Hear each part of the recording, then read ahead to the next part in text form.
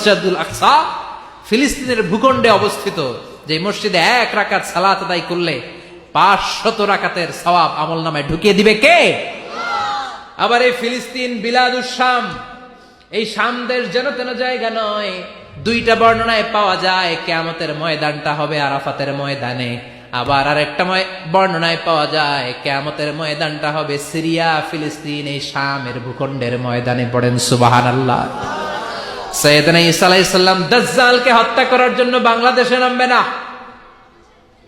দাজ্জালকে হত্যা করার জন্য সৌদি আরবেও নামবে না, মিশরেও নামবে না, ইরাকেও নামবে না, লেবাননেও নামবে না, আলজেরিয়াতেও নামবে না, তিউনিসিয়াতেও নামবে না, মরক্কোতেও নামবে না।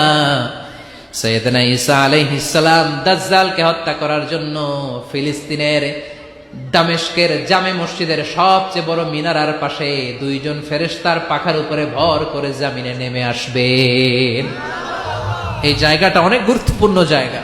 আল্লাহ বলেছেন বারাকনা হাওলা, এই পুরো এলাকাটাকে আমি বরকত দিয়ে ছেয়ে দিয়েছি। পড়েন আল্লাহু আকবার।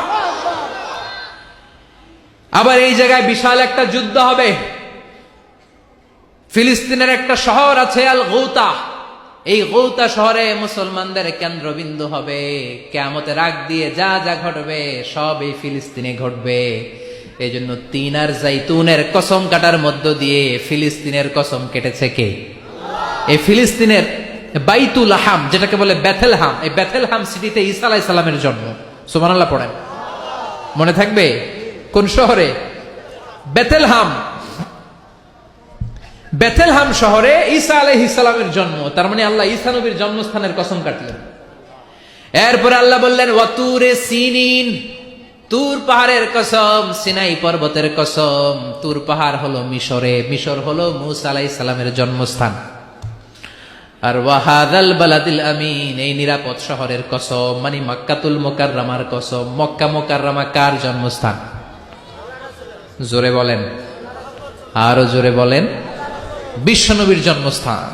3 জন বড় বড় পয়গাম্বর যেই 3 দেশে এসেছে, আল্লাহ 3টা দেশের কসম কাটলেন। 3টা বড় বড় শরীয়তের ধারক বাহক এই 3 জন নবী, উলুল আজমি মিনার রাসূল। এজন্য আল্লাহ বললেন ওয়াত্তিনি ওয়াজ-যাইতুনি ওয়া তুরি সিনিনা ওয়া হাযাল বালাদিল আমিন। 3 আর জাইতুনের কসম, মানে ফিলিস্তিনের কসম। ওয়া তুরি সিনিন, তুর পাহাড়ের কসম, মিশরের সবচাইতে উঁচু পাহাড়, যেই পাহাড়ের চূড়ার উপরে উঠে সাইয়েদনা মূসা আলাইহিস সালাম সরাসরি আল্লাহর সাথে কথা বলেছেন। ওয়া কাল্লামাল্লাহু মূসা তাকলিমা, সরাসরি, without any media, without any via সাইয়েদনা মূসা আলাইহিস সালাম আল্লাহর সাথে কথা বলতেন।